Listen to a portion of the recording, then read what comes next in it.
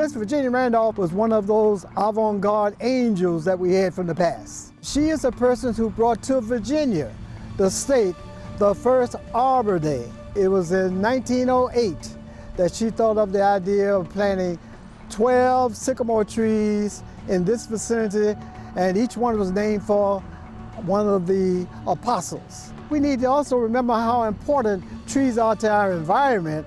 So when you really think about it, she was ahead of her time. Part of Ms. Randolph's curriculum was not only to learn with your mind, but also to learn with your hands. So agriculture, horticulture was a huge part of the curriculum. Not only did she want the students to understand why something grows, but she wanted them to understand how they grow. And a huge part of that was her Arbor Day program in 1908 was to plant these sycamore trees, also not only to learn about agriculture and horticulture, but also to take back the narrative of what trees meant to the African American community at that time. You must imagine this is a time of lynchings, of Jim Crow. So what better way to take that narrative back than to plant your own trees and take back the story of what a tree meant to the African American community. Sycamore trees are distinguishable by their bark, as it is a little gnarled and then it starts to peel away, and it reveals this very beautiful, very palish white kind of skin of the tree. One of the wonderful things about Henrico and the way we collect data and hold on to data, we have a film of the students enjoying field day.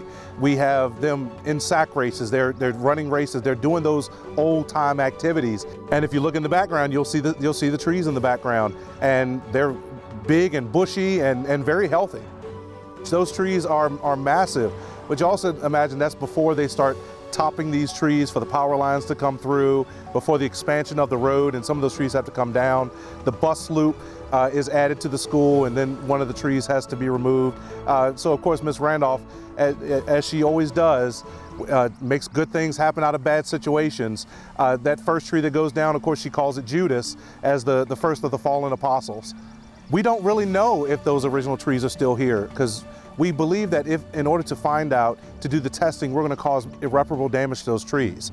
So it's really upon the visitor. If you want to experience, come on out to the museum. You see the trees that are here today, and you make a guess. Are these the original trees? Are they not? Some of these trees are quite sizable, but I can tell you, once a tree was removed or once a tree had to come down for whatever reason, many of those trees have been replanted just to keep that legacy of Miss Randolph, that first Arbor Day, those students, just to keep that legacy going and keep it alive.